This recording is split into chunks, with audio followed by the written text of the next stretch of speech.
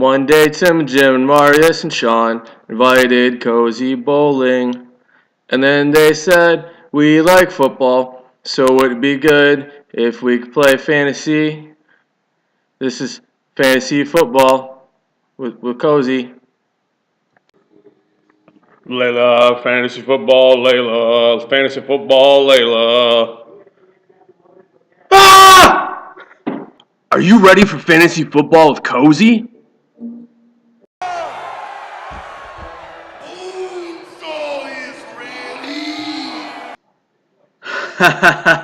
Thanks, Macho Man Randy Savage. Indeed, Bonesaw is ready.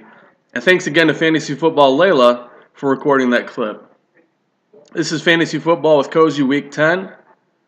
Let's get started with some breaking news. So breaking news as of this recording, which is at least 2 hours before anyone watches it, and I'm glad that I get to be the first to report that ESPN is reporting that Arian Foster is done for the season. What does this mean for fantasy football in our league? It means Shane has found a way to score less points than he already does.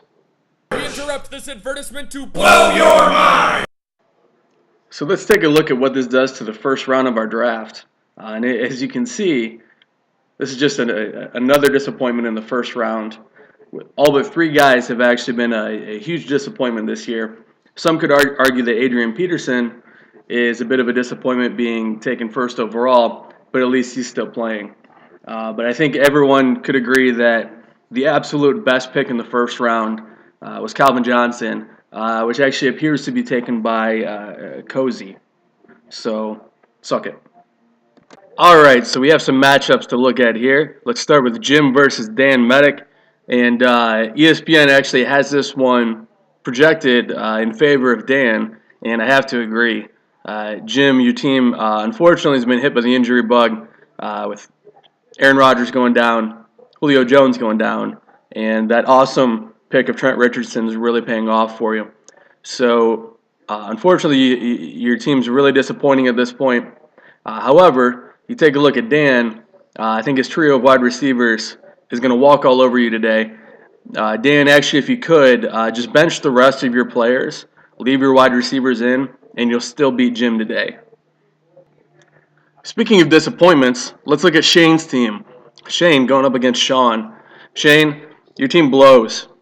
Nothing against you personally, but your team blows. I can't even find a good point about it to talk about.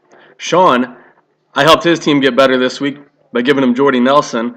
I feel like I also helped my team get better by adding Jason Witten when I had no tight end. And Antonio Brown isn't bad either. Now, some people complained and said, man, Sean's team's really good after that trade. Guess what? Look at the scoreboard. Look at the records. I'm 7-2. He's 4-5. I'm still better. Saying I love you is not the words I want to hear from you. Daniel Davey versus Cozy. Now, ESPN has this one in a tight matchup, slightly favored to Daniel. I'm going to have to disagree. I still think it's going to be close, but I'm going to win. Why? I didn't have Calvin Johnson the first time when you beat me. Calvin Johnson's going to realize that and step it up today against the Bears defense. Cozy wins by 7 points. Now we got Marius versus Tim. Marius, up-and-comer in the league. Your team's finally realizing potential. You're going to get another 20, 30 points from Zach Stacy today. Peyton Manning's tearing it up. Jimmy Graham's tearing it up. Tim, no chance. Unfortunately, Marius' team is just too good at this point. Marius wins. So let's take a look at the power rankings, which is actually the same as the standings almost at this point.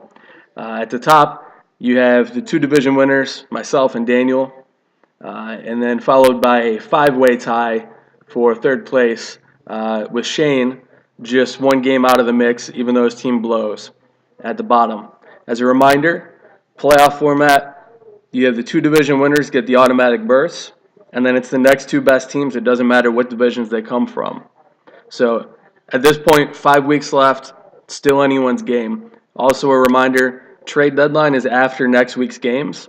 Trade deadline is next Wednesday. Have a good week, everybody. Ski, ski, ski!